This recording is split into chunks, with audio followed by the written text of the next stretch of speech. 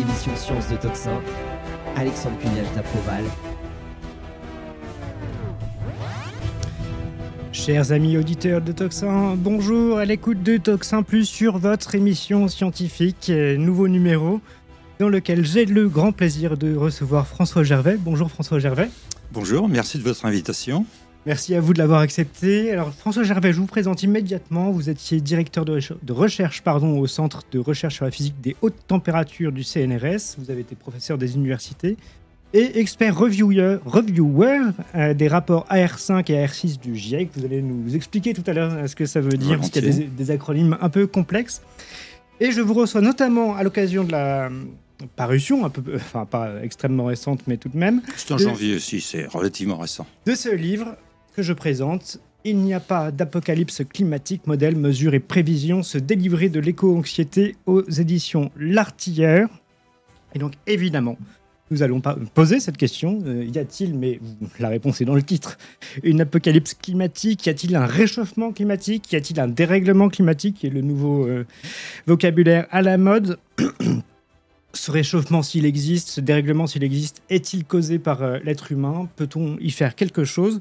Des questions assez vastes, mais qui nous amèneront à nous poser des questions plus précises, notamment sur la question de la modélisation, mais aussi sur des questions bien plus pratiques, politiques et économiques, qui sont soulevées par ce discours, par ce narratif, comme on dit aujourd'hui. Encore une fois, derrière la science ou l'approche scientifique ou pseudo-scientifique, il y a un discours et un projet politique et économique. En tout cas, c'est ce qu'on découvre dans votre excellent livre « Il n'y a pas d'apocalypse climatique » aux éditions L'Artilleur. Mais donc, avant de voir ces questions l'une après l'autre, je vais vous poser de la première qui me semble s'imposer. François Gervais, êtes-vous climato-sceptique? Climato-réaliste, c'est pas tout à fait la même chose. D'abord parce que tout scientifique est sceptique par définition. Un scientifique qui n'est pas sceptique, c'est pas un scientifique. Donc, on est sceptique par définition. On ne prend jamais pour argent comptant quelque chose qui a été publié par un collègue. On l'analyse avec un œil critique. Donc, de toute façon, tout scientifique est sceptique. Donc, c'est pour ça que je préfère le mot climato-réaliste, regarder vraiment les choses, plutôt que simplement, on va en parler tout à l'heure, se fier à des modèles de climat, par exemple, sur ce sujet. Alors, je vous posais la question de manière un peu amusée et ironique, vous l'avez bien senti, parce que j'aime bien cette expression de climato-sceptique, comme si on devait être sceptique du climat, sceptique du temps qu'il fait. Alors là, on a tous les deux tombé la veste aujourd'hui en studio parce qu'il fait un peu chaud. On nous annonce pour les jours à venir un climat, une température, une météo caniculaire. D'ailleurs, on va peut-être faire une première différence mais immédiatement. c'est normal, dans 4 jours, c'est le solstice d'été. C'est-à-dire l'ensoleillement le plus long de l'année, dans 4 jours. Donc c'est normal qu'il fasse chaud en ce moment. Alors, j'en profite pour faire une petite citation que vous avez mis en exergue d'un de vos chapitres de votre livre, citation de Gustave Flaubert dans son dictionnaire des idées reçues. Été, toujours exceptionnel, voire hiver. Hiver, toujours exceptionnel, voire été. J'ai trouvé cette citation extrêmement drôle et qui me semble être tout à fait à propos. Vous vous rappelez, là, on arrive au solstice d'été, et donc exceptionnellement en été, il fait chaud. Curieux, ouais. Donc on n'a pas à s'en faire qu'il fasse un peu chaud l'été, qu'il fasse un peu plus frais l'hiver, et c'est le climat normal, disons. Pour l'instant, c'est pas encore un signe apocalyptique. C'est simplement l'ensoleillement en été est beaucoup plus long. En particulier, dans 4 jours, c'est le maximum d'ensoleillement. Alors qu'en hiver, le soleil est plus bas sur l'horizon, le nombre d'heures de soleil est beaucoup plus faible. Rien que déjà ça. En plus, le rôle des nuages. On pourrait y venir. Alors, écoutez, allons-y tout de suite, parce que c'est un point, moi, que j'ai vraiment découvert dans votre livre, c'est ce rôle des nuages. Vous nous expliquez effectivement qu'il y a dans l'atmosphère, l'atmosphère est composée de gaz, ça ne nous a pas échappé, c'est ce qu'on respire, principalement de l'azote, de l'oxygène qui est notre carburant, ou notre comburant plutôt essentiel, un petit peu de dioxyde de carbone, très peu. 0,04%. Voilà, donc comparé à l'azote qui est le principal, je crois que c'est 70%, quelque chose comme 79, ça. 79, oui. Et le CO2 qui a plus de 20%. Non. Le dioxygène, excusez-moi, qui est autour de 20%, c'est ça? Oui. Mais donc, en réalité, le CO2, c'est très faible. Mais déjà, Oui. vous nous expliquez, effectivement, c'est bien un gaz à effet de serre. Mais Oui. est-ce que vous pourriez nous donner rapidement la définition du gaz à effet de serre? Alors, quel est le principal gaz à effet de serre dans l'atmosphère de la Terre? Alors, moi, c'est facile, j'ai lu votre livre, donc maintenant je le sais. Oui. C'est la vapeur d'eau. De très loin. De très loin, puisque la concentration de vapeur d'eau, selon l'humidité du jour, peut être entre 1 et jusqu'à 5% de vapeur d'eau sous les tropiques en particulier. Là, il y a une concentration de vapeur d'eau. Évidemment, l'océan s'évapore plus sous les tropiques que ici, dans les régions tempérées. Donc, il peut y avoir une concentration de quelques pourcents de vapeur d'eau. C'est de très loin le principal gaz à effet de serre comparé au CO2, 0,04%. Alors, vous expliquez, d'ailleurs, on va peut-être pas rentrer dans le détail infinitésimal, mais pourquoi certaines molécules dans l'atmosphère constituent des gaz à effet de serre et d'autres non. Par exemple, on a dit l'azote n'est pas un gaz à effet de serre, le dioxygène non plus, et pourtant CO2 et H2O sont des gaz à effet de serre. Il suffit qu'il y ait deux atomes différents de la molécule. Donc CO2, un carbone, deux oxygènes, Voilà. H2O, un oxygène, deux hydrogènes. Si C'est les bien souvenirs ça. de chimie sont encore bons. Méthane, un carbone, 4 hydrogènes. Donc tous ces gaz qui ont deux atomes différents dans la molécule sont des gaz à effet de serre. Alors, plus particulièrement, qu'est-ce qu'on appelle un gaz à effet de serre? Tout simplement, la terminologie est complètement impropre. Parce que ça vous a pas échappé qu'on n'a pas une paroi au-dessus de nos têtes comme dans une serre. Donc, ça, c'est une terminologie qui nous vient du GIEC, parce que ça évoque une serre, il fait chaud, donc voilà, c'est imagé, mais c'est totalement impropre comme définition. Donc, c'est simplement deux atomes différents dans la molécule. Toutes les molécules qui ont gazeuses, qui ont deux atomes différents dans la molécule sont à effet de serre. Et donc, on l'appelle gaz à effet de serre parce que, en fait, ça réfracte. Non, ça absorbe. Ça absorbe. Alors, ça absorbe... le rayonnement, on est d'accord. Ça absorbe à l'altitude de notre nez, oui. Mais si on monte à 10 000 mètres d'altitude, là, le rôle est différent. La chaleur, effectivement, qui est absorbée, se transmet à toutes les molécules de l'air, alors y compris l'azote, la principale, et l'oxygène, par des collisions. Mais à haute altitude, la pression atmosphérique est beaucoup plus faible, donc les collisions se raréfient, mais à ce moment-là, la molécule dite à effet de serre peut rayonner vers l'espace. Et c'est ça le principal effet, en fait. C'est le rayonnement vers l'espace. Ah, voilà, ça fait partie des questions que je voulais vous poser. Parce que on a l'impression quand même de comprendre intuitivement ce que ça veut dire, un gaz à effet de serre. Donc on a la Terre, qui est une sphère, une boule, jusqu'à preuve du contraire que la Terre soit plate. Elle n'est pas carrée, elle n'est pas cubique, on est d'accord. Donc on a le Soleil qui réchauffe la Terre, on a donc un sol qui se réchauffe, qui lui-même rayonne de la chaleur vers l'atmosphère. Bien sûr. Et donc, on a tendance à penser que ce gaz à effet de serre fait donc un effet de serre, c'est-à-dire qu'il conserve la chaleur. Alors, effectivement, il peut y avoir ce rôle-là. C'est un rôle des nuages, par exemple. Effectivement, une couverture nuageuse a tendance à faire un peu un effet matelas au-dessus de la tête. On le voit très bien en hiver, quand le ciel est bien dégagé, avec un beau ciel bleu, il peut faire beaucoup plus froid, beaucoup plus sec. Alors que dès qu'on a un peu de couverture, ça change tout. Plus humide, il fait moins froid. S'il n'y a pas de nuages, on peut couramment en ce moment avoir 15 degrés d'écart entre le matin et le meilleur de l'après-midi. Hein. Entre le petit matin et le meilleur de l'après-midi. Aujourd'hui, c'était le cas. Il y avait, quand je me suis levé ce matin à 6 heures, il y avait 12 degrés dehors. Et là maintenant, il y en a 28 ou 29, oui. Mais c'est normal, ça, parce qu'il n'y a pas de nuages en ce moment. Alors, une question de béotien, parce qu'on se dit, si ce fameux gaz à effet de serre a un effet de serre donc, vers le bas, il peut aussi avoir une sorte d'effet vers le haut. On a dit que le Soleil chauffait la Terre, mais le Soleil est quand même assez loin. Mais si j'ai une couverture nuageuse, on est d'accord que ça va faire un effet miroir, en quelque sorte, et que ça va renvoyer les rayons vers l'espace. Vous avez raison. C'est ce qu'on appelle l'albédo. C'est-à-dire que sur l'ensemble de la Terre reçoit du soleil, quand il fait jour, du côté où il fait jour, mais une partie n'arrive pas jusqu'au sol. Justement parce que les glaces, les banquises en particulier, la calotte glaciaire antarctique, les nuages renvoient vers l'espace une partie de la lumière solaire. On comptait environ 30%, mais on se rend compte que depuis le début de ce siècle, du 21e. Oui, du 21e siècle, la tendance à l'albédo diminue. Et donc ça contribue à réchauffer. Il y a ça. Et puis il y a une autre chose qui joue beaucoup, c'est ce qu'on appelle l'effet d'îlot de chaleur urbain. La population mondiale a été multipliée par 2 en 50 ans. Les gens se logent en ville. Et ici, en ville, à Paris, il fait plus chaud que dans ma campagne Tourangelle. C'est l'effet d'îlot de chaleur urbain.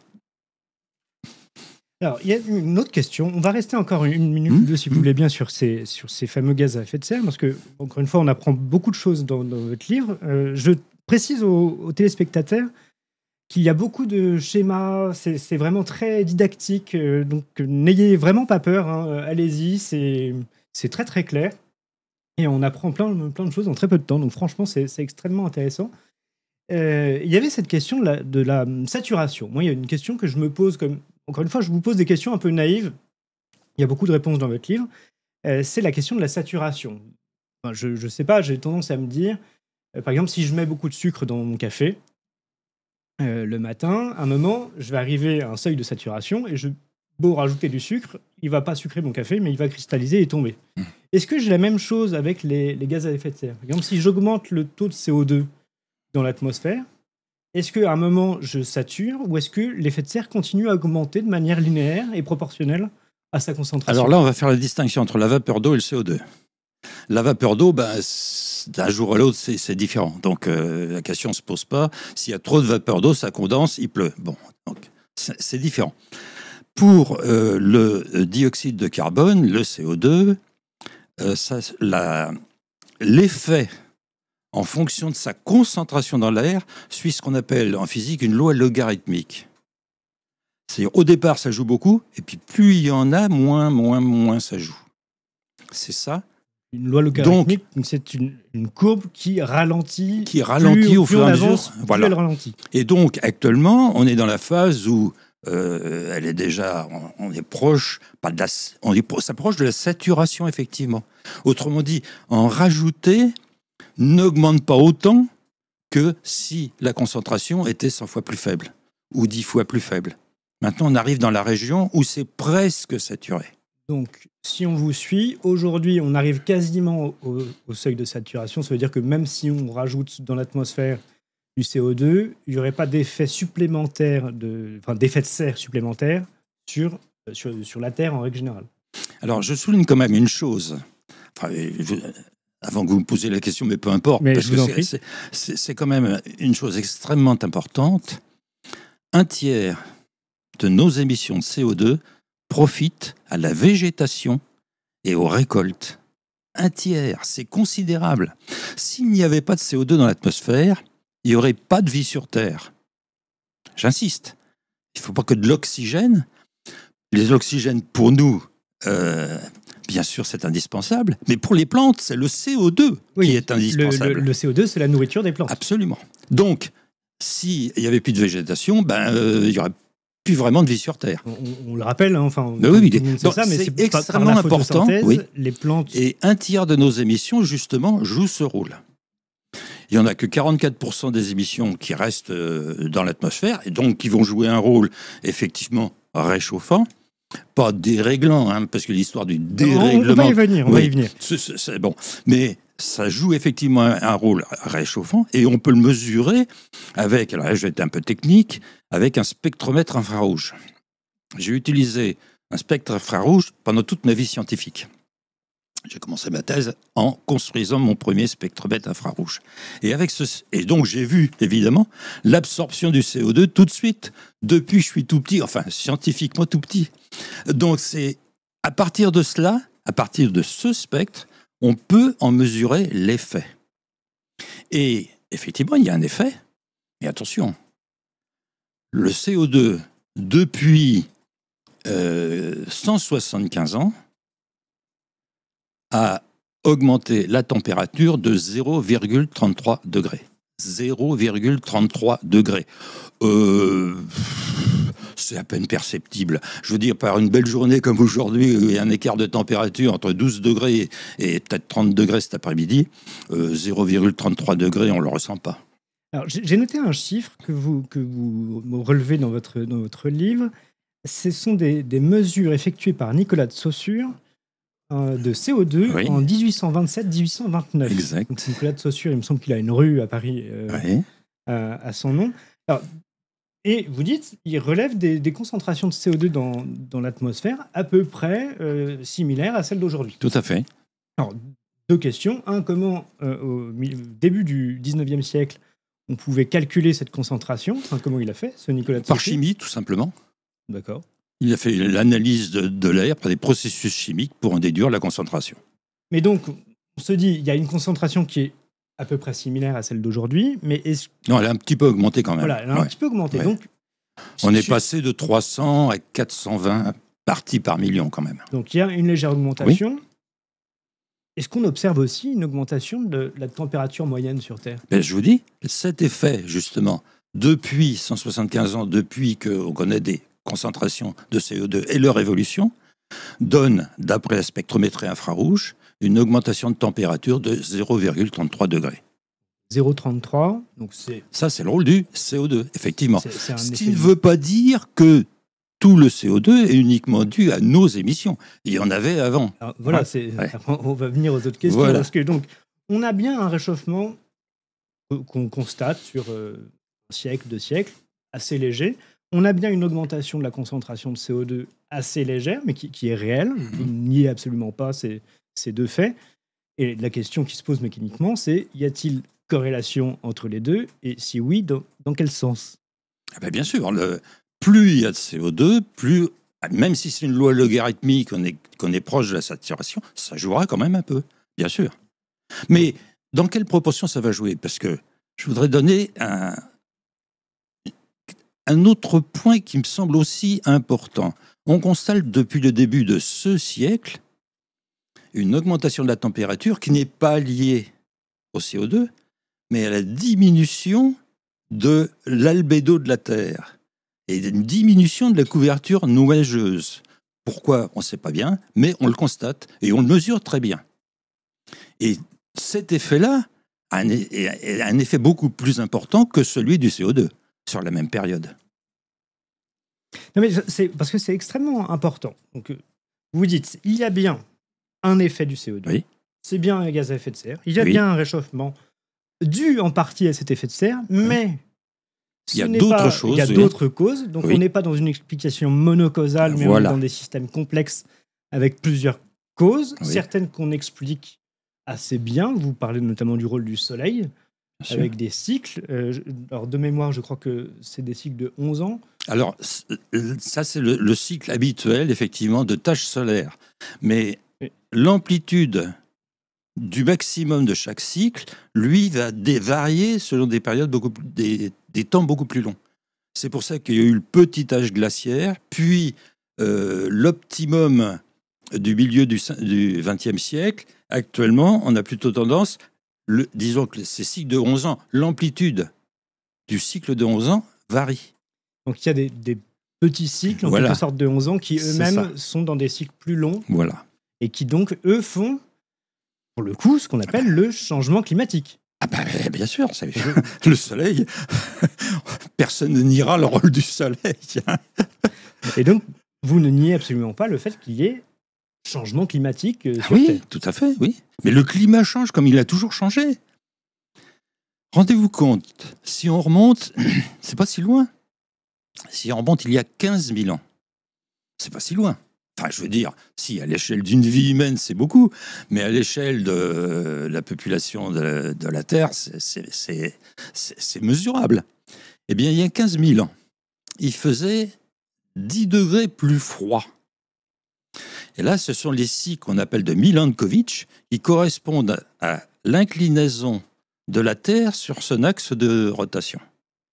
Et il y a 10 ans, le cycle est passé de... On avait donc, il faisait plus froid de moins 10 degrés à peu près. Les glaces arrivaient jusqu'à Paris, Cadioles glaciaires arrivaient jusqu'à Paris. Et il y a eu ce réchauffement de 10 degrés qui a fait fondre la glace. Une chose qui est très bien documentée, c'est que la fonte des calottes glaciaires sur l'ensemble de la Terre a fait monter le niveau des océans de 120 mètres. Il y a 15 000 ans. Enfin, ça a pris du temps, entre 15 000 et 7 500 ans, quoi. Donc ça, c'est un vrai changement climatique. Alors, ça c'est quelque chose qu'on apprend à l'école. Enfin, moi, je me rappelle de mes voilà. Quand j'étais à l'école primaire, enfin écolier, et mes enfants qui sont maintenant eux-mêmes à l'école apprennent ça. On chassait le mammouth en Europe il y a quelques milliers d'années, et on traversait la Manche à pied sec. Oui. Donc effectivement, il y a des changements climatiques Bien tout sûr. à fait constatables. Il y a la mer monte, le niveau de la mer monte et descend, et c'est pas une nouveauté. Et on peut pas supposer à l'époque que ce changement climatique ait une cause anthropique. Non, ça n'était évidemment pas le cas. Donc le climat change et c'est pas forcément la faute de l'homme. Voilà. Et de toute façon, si on en vient à la faute de l'homme et de l'incrimination monocausale qu'on en entend constamment, ce que fait ou ce que fera pas la France, ça ne changera rien. Pour une raison très simple, la France n'est responsable que de 0,7% des émissions de CO2 mondiales. Les principaux émetteurs, c'est la Chine, suivi des États-Unis, de l'Inde et de la Russie. À eux quatre, ils font 60% des émissions mondiales. S'il y a quelque chose d'anthropique à faire, c'est à eux de le faire. Parce que nous, ce qu'on fait ou ce qu'on ne fait pas, ça ne changera strictement rien de mesurable. Alors ça, c'est un point qui m'intéresse beaucoup dans votre livre. C'est ce que je vous disais juste avant qu'on commence cette émission. J'étais très étonné parce que je ne m'attendais pas à ce que vous commenciez votre livre par les aspects économiques notamment. Alors j'ai relevé une citation de Judith Curie, vous pourrez peut-être nous dire qui est-ce, et qui dit « Le climat devient tout ». Et c'est très étonnant, on le voit bien dans votre livre, c'est que le politique, et on va parler du GIEC à ce propos, on a l'impression qu'il ne s'intéresse qu'à ce qu'il ne peut pas régler.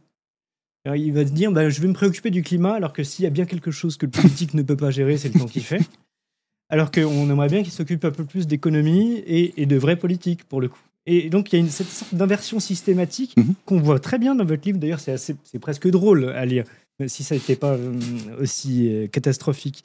Donc, comment on en vient, à votre sens, à ce qui devrait être de l'ordre du descriptif, c'est-à-dire que des scientifiques essayent d'expliquer le climat, de le comprendre, ça semble tout à fait normal et même une très saine activité. Mais de là à vouloir maîtriser le climat, le changer et dire qu'on va pouvoir avoir des mesures très efficaces sur le changement climatique sans prendre en revanche de mesures sur la marche du monde politique, ce qui m'amuse beaucoup, vous parlez d'économie, et on nous présente par exemple la mondialisation comme une sorte de phénomène naturel. Alors que la mondialisation, c'est un phénomène purement politique, pour le coup, qui a été voulu. On a l'OMC, le GATT, l'Union européenne, enfin tous ces accords qui sont bien des accords politiques. En revanche, le climat, lui, semble échapper à ces règles-là. Comment vous expliquez ça me fait penser à un prestidigitateur.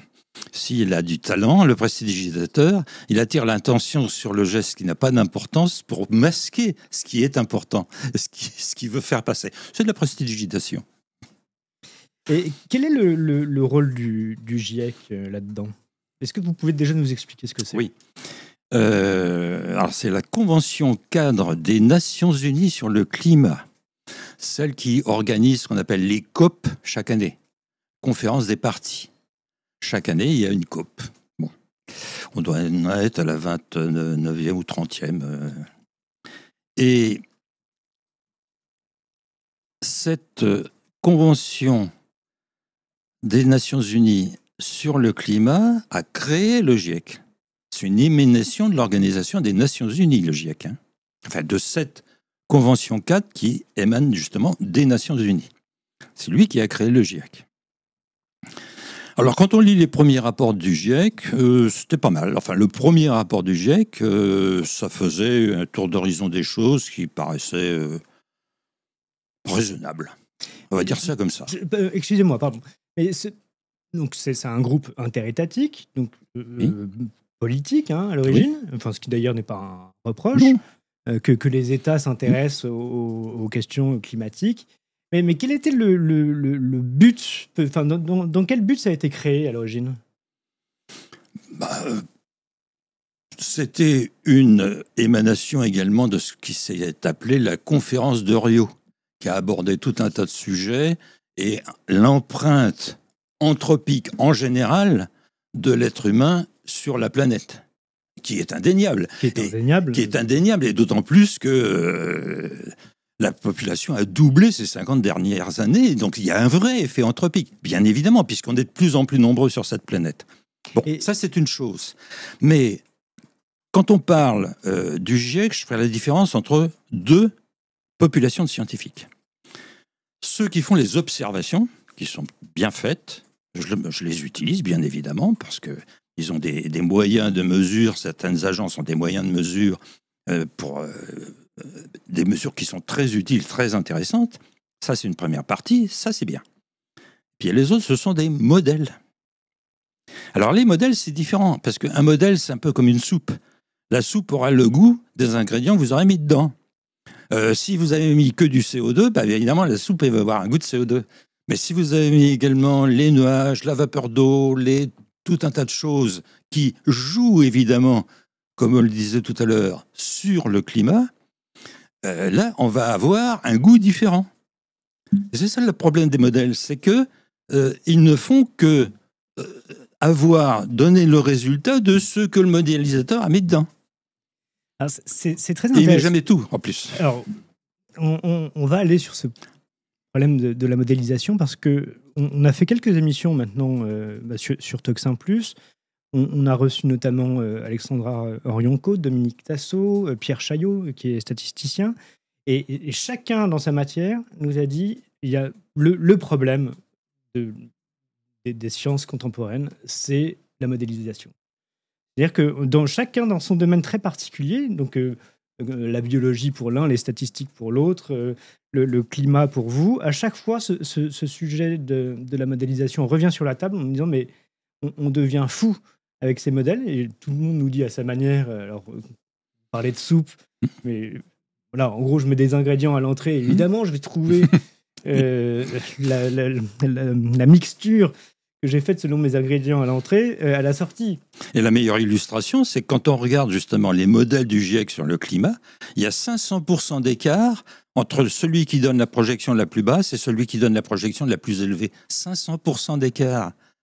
Ils disent tous des choses complètement différentes. Ils n'ont pas mis la même chose dans leur modèle, tout simplement.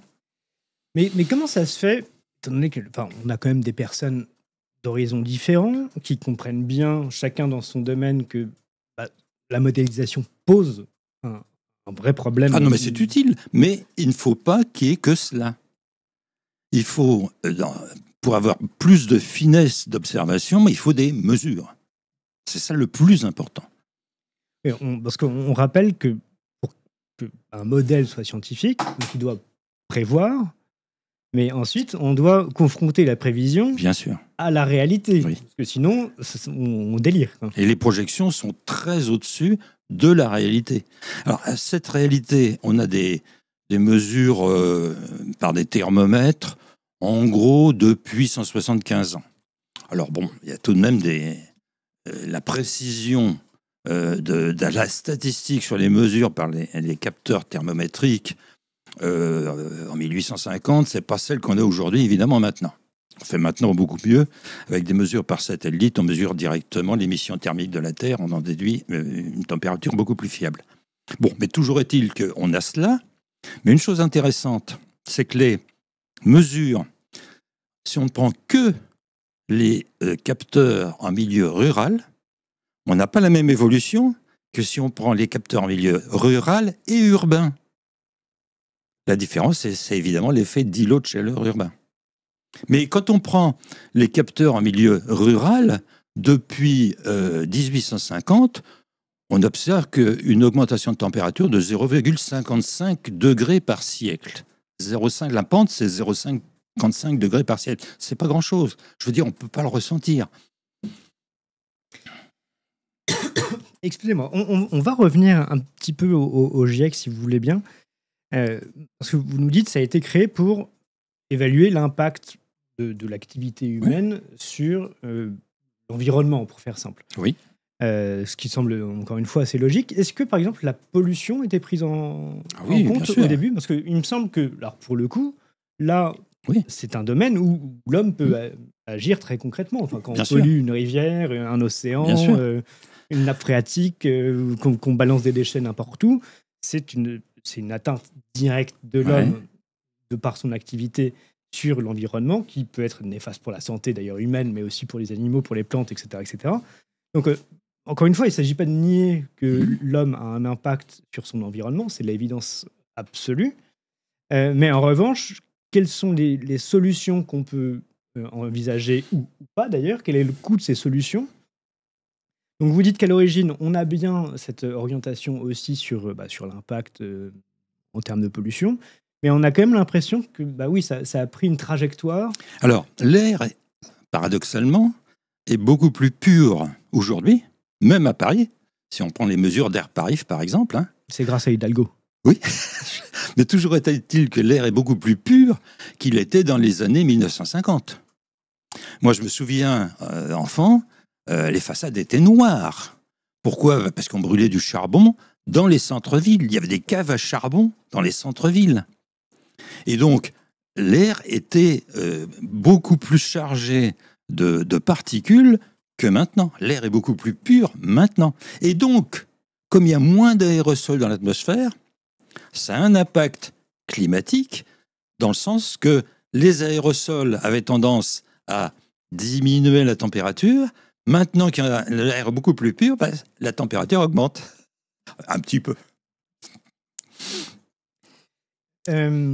Oui, mais donc je disais, on a l'impression, mais vous allez nous dire, parce que vous avez travaillé aussi pour le GIEC. Oui. Vous avez été, donc, comme je le disais, relecteur critique. Relecteur critique. Qu'est-ce que c'est d'ailleurs, relecteur critique, et qu'est-ce que c'est les rapports AR du GIEC? Assessment Report, c'est le rapport numéro 5 et le rapport numéro 6, tout simplement. Ils en font un tous les 7 ans.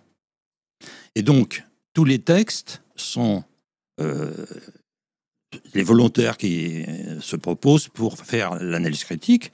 Bon, il faut justifier évidemment qu'on est un scientifique et donc on a déjà publié dans des domaines qui intéressent la situation. Ce qui par spectrométrie infrarouge est mon cas, donc il n'y a aucun problème, ils m'ont toujours pris. Et donc, à partir de là, on fait des remarques sur ce qui est écrit. Dans mon dernier rapport sur le AR6, je leur ai envoyé 45 paragraphes de commentaires et recommandations et questions. 45, c'est un gros boulot, hein. Tout en anglais, évidemment. Et ça fait plaisir parce qu'ils n'en tiennent absolument pas compte.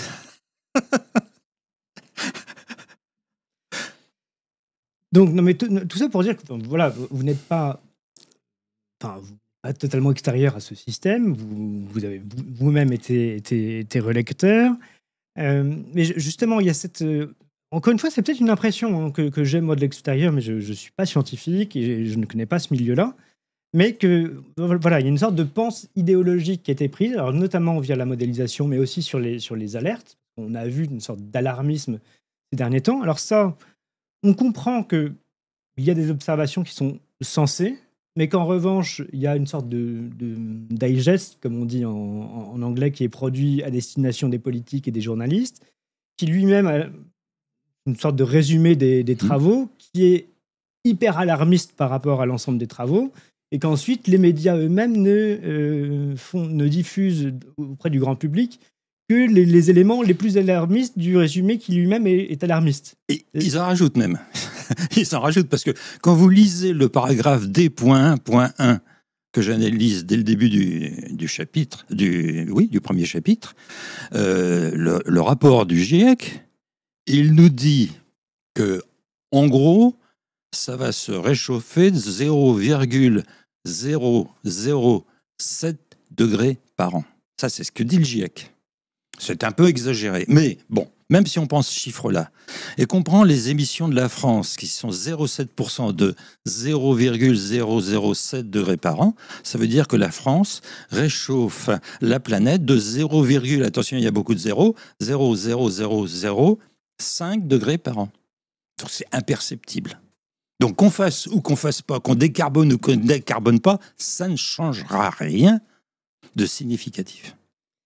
Alors, on va venir à cette question économique parce qu'encore une fois, je le disais, c'est central dans votre livre.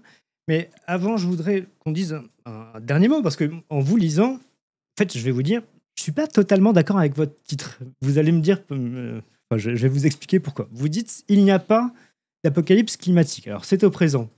Mais si ça avait été au futur en disant, il n'y aura pas d'apocalypse climatique, c'est pas exactement ce qu'on comprend en vous lisant. Vous nous dites aujourd'hui, de ce que l'homme fait, il n'a qu'un impact limité sur le climat. Il existe, mais il est limité. En revanche, je ne peux pas dire que dans 10 000 ans, il n'y aura pas des océans qui ont monté de 150 mètres, qu'il n'y aura pas un changement très radical du climat, un vrai réchauffement ou un vrai refroidissement. Non, mais les cycles, on en parle, bien sûr.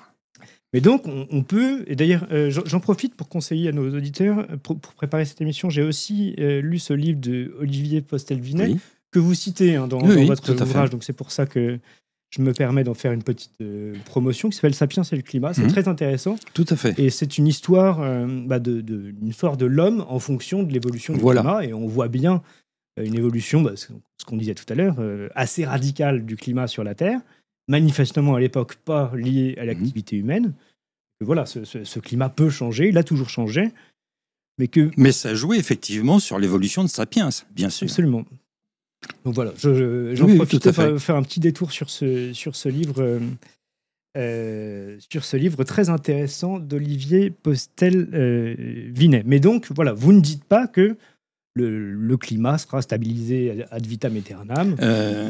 Niels Bohr, prix Nobel de physique, pour sa contribution à la mécanique quantique, s'amusait à dire la prévision est très difficile, surtout quand il s'agit de l'avenir.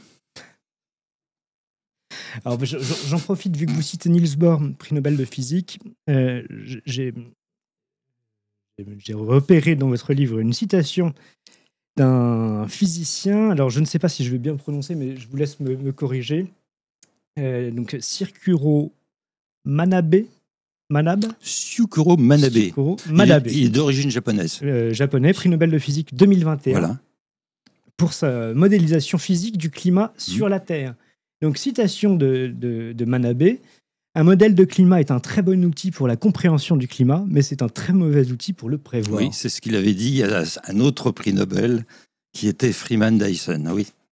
Cette citation est quand même très intéressante parce que vous nous disiez tout à l'heure, la modélisation, c'est intéressant pour utile, pour bien comprendre. sûr. Oui. En revanche, ça ne sert à rien pour prévoir.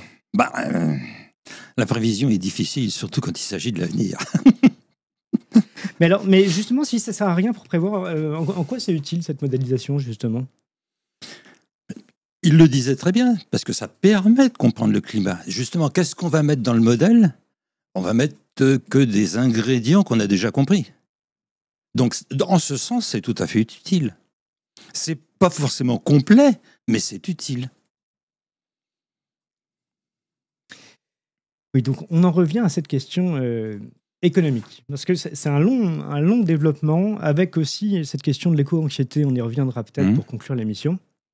Ce que vous dites, en gros, on l'a compris, notre action... elle a un impact, mais très très limité. Et en réalité, si nous, Français, on devait faire quelque chose, ça va nous coûter extrêmement cher. Ça nous coûte déjà un pognon de dingue, comme dirait l'autre. Mais l'impact sera absolument limité. Donc, c'est votre angle d'attaque dans votre livre. D'ailleurs, pourquoi avoir pris cet angle-là ?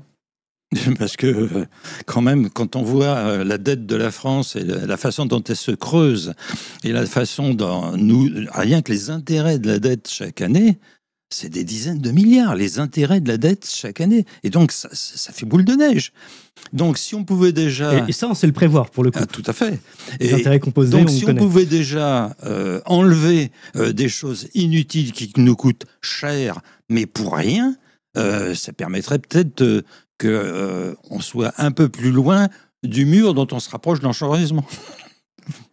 Non, mais, enfin, je vous posais cette question parce qu'on a quand même l'impression souvent que le scientifique est dans sa tour d'ivoire à contempler les vérités éternelles. Et là, en fait, pas du tout. Vous mettez un peu les mains dans le cambouis et vous descendez dans l'arène en disant non, mais là, c'est n'importe quoi. On nous prend pour des jambons, en fait. et vous dépensez notre argent pour rien. Et je trouve que cette... c'est pas pour rien, parce que cet argent va dans les poches de certains. Oui. Nos soleils sont contents. Ceux-là sont contents. Oui. C'est toujours les mêmes qui sont contents, étrangement. Et il y a un autre point qui est vraiment intéressant dans ce livre. Encore une fois, je ne m'attendais pas vraiment à cet angle-là. C'est ce que vous dites sur l'éco-anxiété. Donc l'éco-anxiété, on connaît maintenant. La figure de ça, c'est celle qui fait l'actualité en ce moment. Greta, oui. La petite Greta, oui. alors qui a changé de cause. Oui. Mais bon, comme de chemise. C'est très bien d'avoir des causes. Il faut que la jeunesse s'engage. C'est parfait. Mais c'est mieux d'être compétent sur la cause en question. Exactement. Mais voilà, donc cette figure de cette jeunesse qui a peur, qui a peur pour la planète. Alors déjà, j'ai toujours trouvé ça un peu étrange d'avoir peur pour la planète, parce que que l'homme disparaisse, c'est une possibilité. La planète, elle s'en tirera, il n'y a aucun problème. Elle nous survivra quelques milliards d'années, me semble-t-il. Vaudrait mieux effectivement se soucier de l'humanité en l'occurrence, oui. Oui, mais précisément, je disais ça avec un petit sourire en coin, mais il me semble qu'il y a quand même un basculement idéologique. Parce que cette préoccupation pour la planète, qui est tout à fait noble, mais sans penser l'humanité sur la dite planète, me semble perverse. Parce qu'on en vient à oublier le cœur de la vie, c'est-à-dire l'être humain, et qu'on pourrait même penser pour le bien de la planète, la fin de l'humanité. Oui, mais bien sûr que nous sommes des prédateurs d'une certaine façon, plus ou moins. Mais à partir du moment où on approche les 10 milliards d'êtres humains sur la planète, il y a automatiquement un effet pervers de pollution, bien évidemment. On ne peut pas faire autrement. Pollution principalement de l'air et de l'eau. Et puis, si on veut décarboner, je reprends encore ce terme parce qu'il est d'une absurdité, mais ça fait rien. Je le reprends parce que c'est pas moi qui l'ai inventé.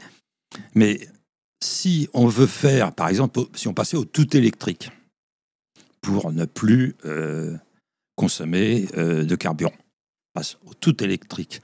Mais il y aurait derrière un pillage des ressources minérales de la planète bien pire que continuer à utiliser des carburants. C'est ça qui est grave. Et ce qui est grave, me semble-t-il, c'est que c'est aussi mensonger. C'est-à-dire oui. que, à la limite, il y a des écologistes conséquents, je pense à tout ce mouvement de la décroissance, qui me semblent être en réalité les seuls un peu sérieux. C'est-à-dire à dire, attendez, nous, ce qu'on veut, c'est pas décarboner ou la croissance verte, etc. Nous, on veut la décroissance. Mais ça veut dire, on veut pas des bagnoles électriques à la place des bagnoles à pétrole. On veut pas de bagnoles. Et donc, on veut une société qui aille avec ça. C'est-à-dire, on la connaît, la société décroissante. Hein. C'est ce que l'humanité a vécu jusqu'à la fin du XVIIIe siècle. Donc, c'est les moulins à air, les moulins à marée en Bretagne, on connaît ça. Enfin, pourquoi pas, c'est très sympathique, c'est même très beau. Ça fonctionne assez bien, mais ça donne une population plutôt autour de 1 milliard d'habitants que de 10. Ça donne des PIB par habitant 1000 fois moins importants.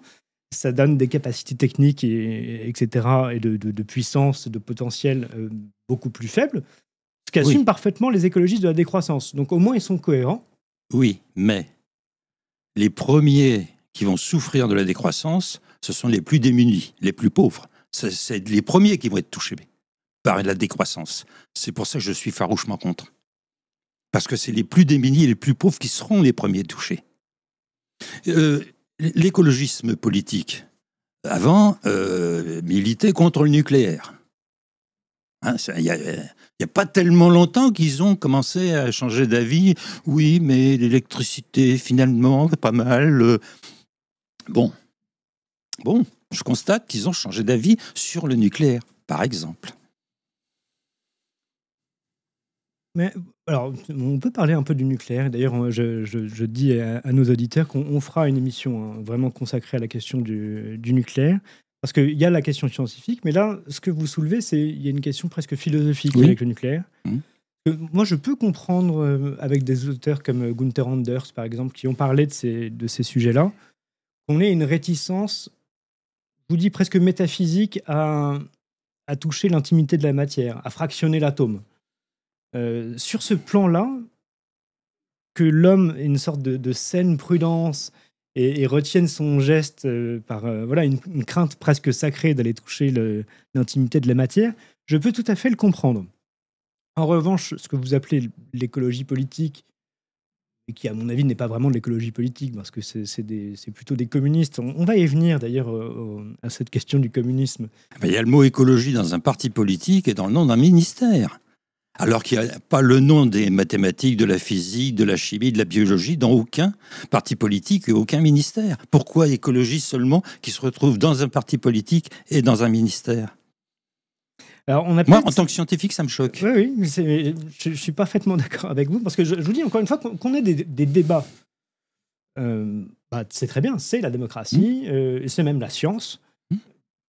Qu'on ne soit pas d'accord, qu'on se dispute, qu'on s'envoie des noms d'oiseaux. Oui. C'est pas obligé. Non, mais voilà. En revanche, qu'on mente ou qu'on manipule certains idéaux pour faire passer des programmes politiques cachés, ça, c'est une autre question. J'en profite parce que alors, ça m'a fait rire dans votre livre. Je vous dis, on rigole un peu. Vous citez un think tank qui s'appelle Novetic, affilié à la Caisse des dépôts. Donc, c'est pas rien, c'est un groupe public financé par nos impôts et qui publie en 2019 un catalogue de mesures de mesures pour le climat. Enfin bref, je vous en cite quelques-unes et puis je vous laisse commenter, François Gervais. Réduire de 76%, alors on ne sait pas pourquoi 76. C'est précis. Hein. Les mobilités, contingenter les kilomètres que chaque particulier pourra parcourir. Interdiction de vente de véhicules particuliers non partagés. Réservation des voiries de centres urbains au vélo et transport en commun. Logement neuf obligatoirement collectif et limité à 30 mètres carrés par habitant.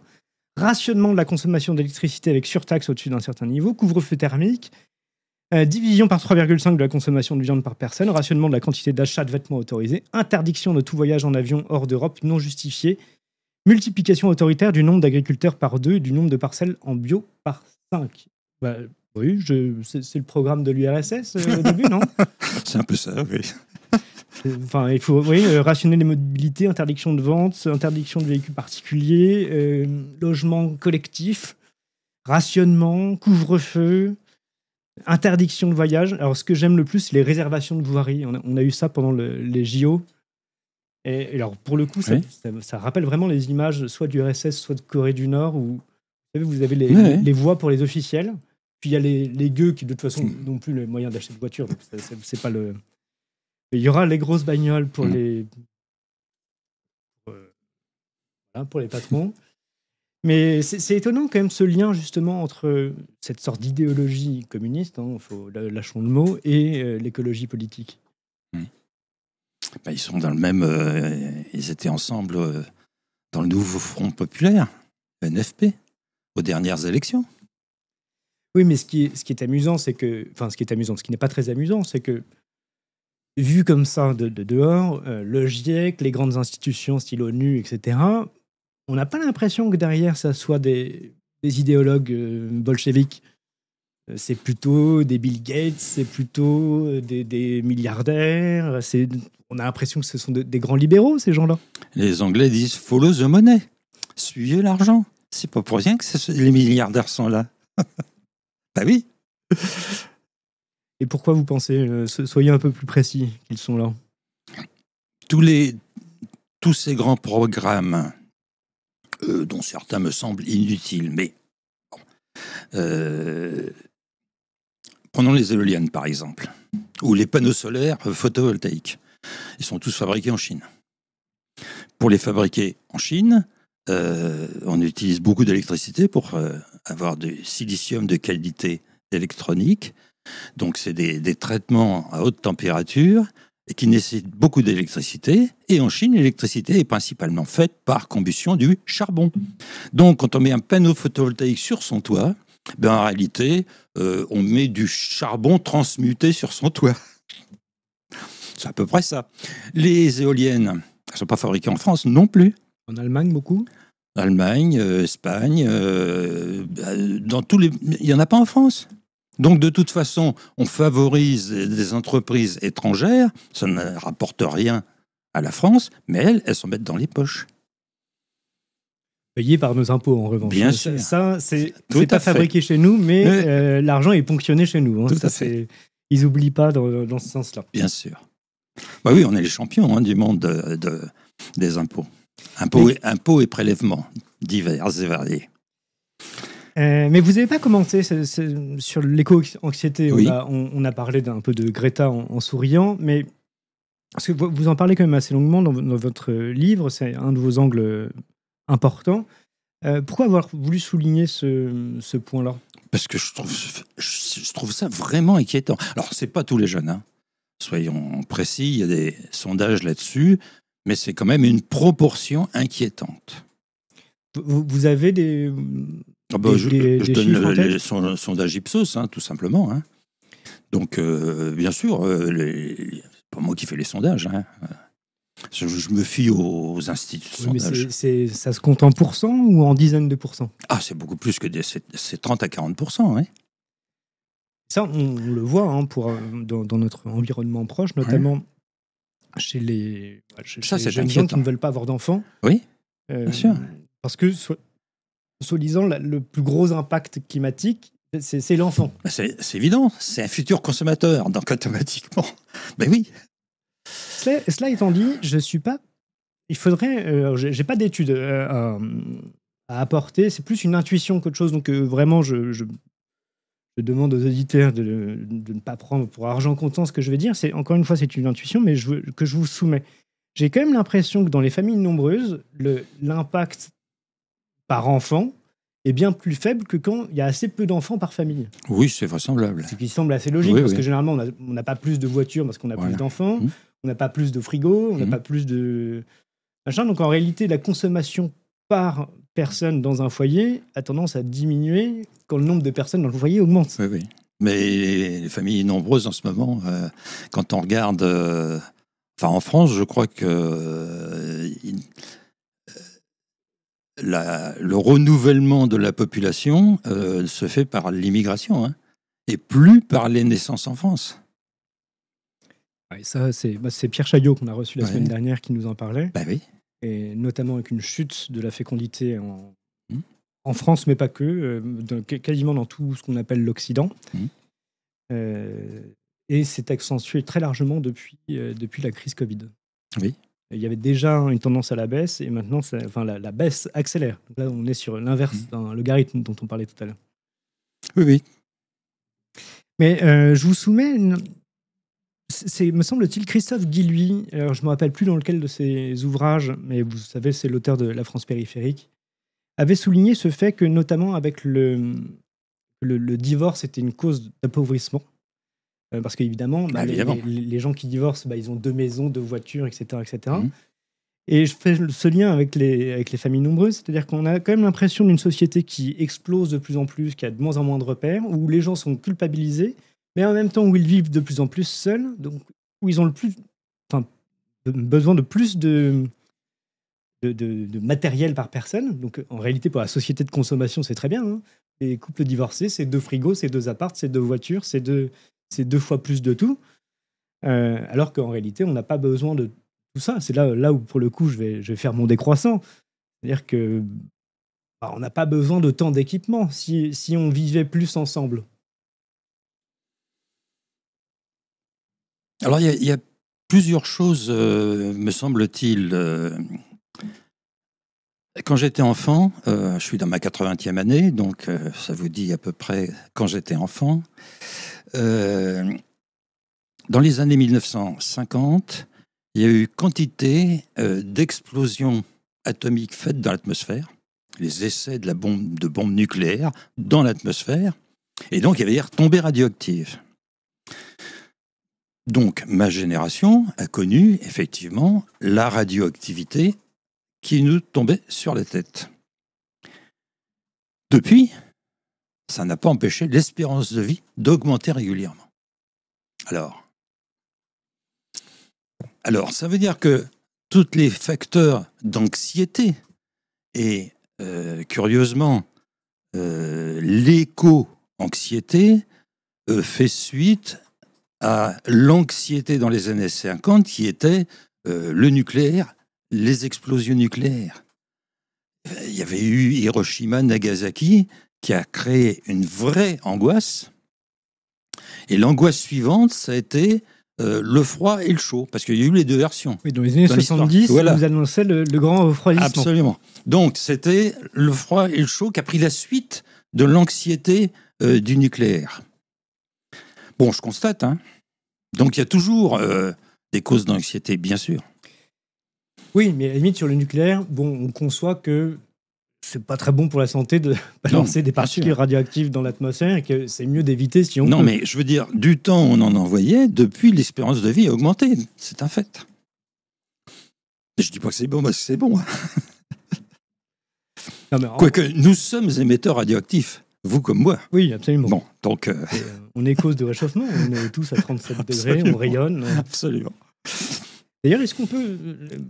Alors, c'est vraiment une question tout à fait naïve, mais est-ce que simplement le nombre d'humains sur Terre, par son simple chauffage, disons, biologique, pourrait avoir un impact ou c'est vraiment complètement résiduel? Bon, la température moyenne de la Terre, une température moyenne déjà, c'est un concept qui est utilisé par les climatologues.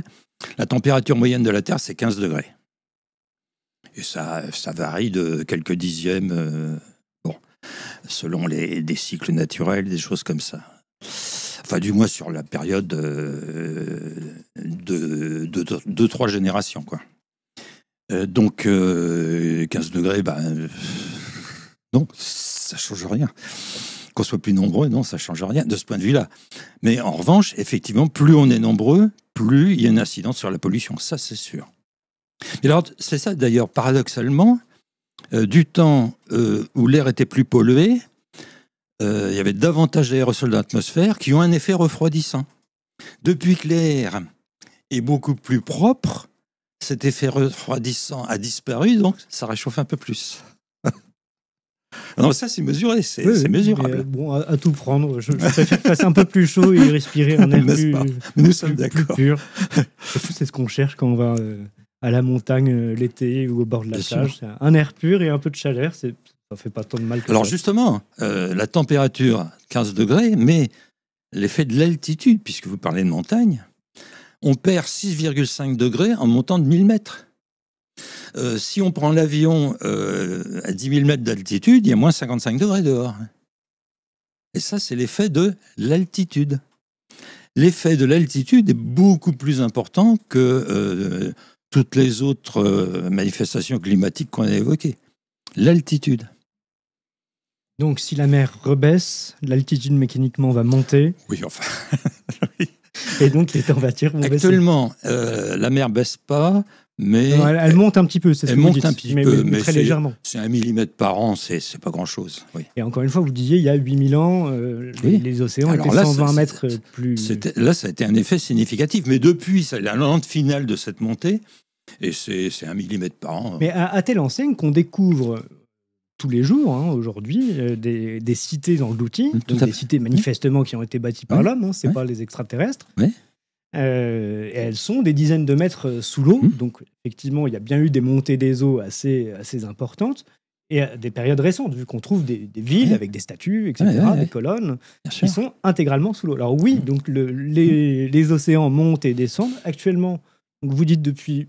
Monte légèrement, mais on est à quelques centimètres par siècle. Oui. Ce qui donc ne devrait pas trop nous inquiéter pour le moment. Ça ne va pas provoquer un tsunami sur Paris, je ne crois pas, non. Voilà, et puis bon, à ajouter à cela les phénomènes d'érosion qui sont naturels, Oui. etc. Enfin, les côtes, elles Oui, sont alors toujours, ça, il y a toujours. Mais à l'heure actuelle, les mesures qu'on fait par satellite, et on commence à avoir suffisamment de recul à partir des mesures par satellite, quand on regarde les avancées de la mer sur les terres comparées aux avancées des terres sur la mer, le bilan, c'est que la tendance, c'est on augmente un petit peu la superficie des terres, globalement. Et ça, c'est y compris avec l'artificialisation, Oui, bien sûr. donc les polders, les trucs comme ça. Bien sûr. Par exemple, la ville de Kobe, qui est complètement construite sur la mer, qui a été prise sur la mer, par exemple, oui, bien sûr.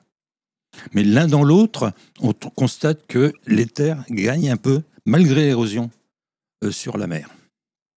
Donc pas Non, mais c'est pas d'inquiétude grand-chose. majeure Non, c'est pas à grand-chose moyen de terme. toute façon. On va peut-être finir l'émission avec quelques points un peu drôles que j'ai trouvés dans votre livre. Par exemple, à un moment, vous dites il faut pas trop s'inquiéter pour les ours polaires. Il y en a 3 fois plus Oui. depuis les années 60. Ouais. Et en plus, les ours polaires se farcissent chaque année 50 phoques. J'imaginais pas qu'un ours polaire pouvait tant manger que ça. Si, il prend son temps, mais... C'est oui. énorme, 50 Ah oui, phoques oui. par an. Oui, c'est ce que j'ai lu. Enfin, je n'ai pas été vérifié. Mais donc, voilà, il faut se rassurer, les ours polaires ne sont pas en voie de disparition. Voilà, même si, moi, à titre personnel, j'ai jamais rencontré d'ours polaires. Vaut mieux pas, hein. Non, mais Non, c'est... je serais navré d'apprendre leur disparition, mais voilà, c'était une chose un peu amusante. Mais vous pouvez peut-être nous dire un mot sur les banquises, parce que c'est souvent un sujet d'inquiétude. Alors, ce qu'on appelle l'oscillation atlantique multidécennale, qui est un cycle à peu près de 70 ans qu'on mesure, l'Atlantique jouxte la banquise arctique, donc il y a une influence. Et effectivement, on retrouve dans l'extension de banquise au minimum estival, c'est-à-dire vers le 15 septembre, c'est le minimum de banquise, quand on prend cette superficie et qu'on la reprend en remontant jusqu'à 1945, on retrouve ce cycle de 70 ans pour la banquise arctique. Alors l'Arctique, c'est complètement différent parce que en été, il y a quasiment plus de banquise. Elle se réduit presque à zéro en été. Donc, ce n'est pas très significatif de regarder au minimum les différences. Il y a des différences, bien sûr, mais elles ne sont pas très significatives parce que, justement, la banquise antarctique, c'est en hiver qu'elle est immense en superficie et très réduite en été. Oui, je précise que c'est l'hiver à ce moment là-bas. Oui. Alors, c'est étonnant là, ce que vous dites, parce que vous dites qu'en été, donc au pôle sud, donc oui. ça sera l'hiver en prochain, janvier, février, pour nous. Oui. Il n'y a plus de banquise en Presque Antarctique. plus. Donc, on a ce continent qui reste gelé, Oui, bien sûr. mais en revanche, il ne progresse pas sur la mer. Non. Alors, il peut y avoir... Parce que tout ce qui est glacier, un glacier ne reste pas, il coule. Les glaciers coulent en permanence. Et quand le glacier, évidemment, arrive au niveau de l'eau, la glace tombe dans l'eau. Ça, c'est extrêmement spectaculaire. J'ai vu le glacier qui s'appelle le Perito Moreno en Argentine. C'est spectaculaire. Ce glacier arrive dans le lago Argentino, donc, et on voit très bien qu'il coule, puisque les pans énormes du glacier tombent dans l'eau. C'est pas parce qu'ils fondent, c'est parce qu'ils coulent, tout simplement. Il s'écoule, plus exactement. Petite anecdote, alors je ne sais plus si c'est chez vous ou chez quelqu'un d'autre que j'avais lu ça, à propos de la fonte des glaciers. Je crois que c'est dans les Alpes où certains glaciers reculent. Effectivement, il y a des fontes de glaciers en ce moment, c'est absolument indéniable. Mais où ces glaciers fondants, on retrouve des vieux chemins. Oui. Du temps d'Hannibal, oui, on retrouve. Voilà, mais donc qui était fait et pratiqué par l'homme. Oui. Ce qui veut dire qu'effectivement, il y a bien un recul des glaciers actuellement, mais on y découvre des traces humaines précédentes, et donc les glaciers, comme le reste de ces éléments naturels, croissent et décroissent. Il y a des cycles. En gros, les glaciers alpins régressent depuis le dernier petit âge glaciaire, c'est-à-dire, on disait, la fin du règne de Louis XIV. Là, ils étaient beaucoup plus importants et ils commencent à régresser continuellement depuis. Donc ça fait déjà 3 siècles que... On précise que à la fin de ce petit âge glaciaire sous Louis XIV, on raconte que les carafes de vin gelaient à Versailles. Pour que le vin gèle, il faut qu'il fasse froid, parce que par définition, il y a de l'alcool dans le vin, et l'alcool gèle des températures bien plus basses Tout à fait. que l'eau. Donc c'est pas forcément un mal qu'on ait pris quelques degrés depuis. Oui. Non, parce que le fait est qu'à l'époque, la mortalité était beaucoup plus élevée à cause de mauvaises récoltes et puis des maladies, tout simplement liées au froid. En France, le pic de décès, c'est en février. C'est pas en été. Le pic de décès chaque année, c'est en février. Et alors, justement, je vous disais, Pierre Chaillot, qu'on a reçu, nous expliquait que le lien de mortalité le plus évident qu'on constate statistiquement, c'est effectivement les températures. Il y a une corrélation exacte et parfaite entre le froid et la mortalité. Et aussi avec le chaud, quand il y a des pics de canicule l'été. Il est beaucoup plus compétent que moi là-dessus. Non, mais je l'écoute. C'est très intéressant d'avoir ces regards convergents de spécialistes dans différents domaines, mais qui finalement arrivent par des raisonnements différents et par des spécialités différentes aux mêmes conclusions. On va arriver tranquillement à la fin de cette émission. Est-ce qu'il y a un point que vous voudriez mettre en avant, un rappel, quelque chose qu'on aurait oublié de dire? On a oublié de dire plein de trucs parce que votre livre est très, très, très riche. Voilà, si vous pensez qu'il y a un point important qu'on n'a pas évoqué. Je veux revenir justement ce qui est contre l'éco-anxiété, c'est le verdissement de la planète, qu'on mesure de manière de plus en plus précise par des mesures satellitaires.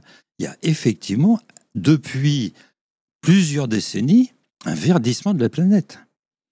Et grâce, j'allais dire, pour partie à nos émissions de CO2. Puisque quand on prend les émissions de carbone annuelles, en carbone, je ne dis pas CO2, mais carbone, et je compare les émissions de carbone à la concentration, aux connaissances que l'on a sur le carbone dans la végétation de la planète. Le rapport des deux montre que on augmente le carbone de la végétation de 7% par décennie à l'heure actuelle. C'est considérable.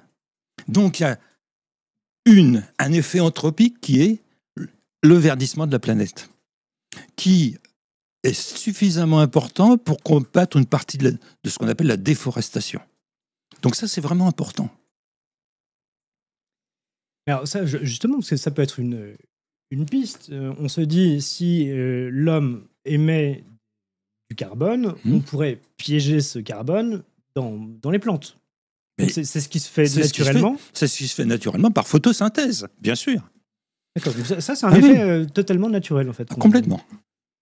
Et qu'on observe géographiquement, plus spécifiquement sur certaines zones de la Terre ou c'est... Alors oui, il y a des différences. C'est évident que le verdissement, il y a quelques endroits où ce n'est pas le cas. Par exemple, certaines régions très désertiques au Brésil, ça ne marche pas là. Mais sur la majorité de la superficie des continents de la planète, ça marche.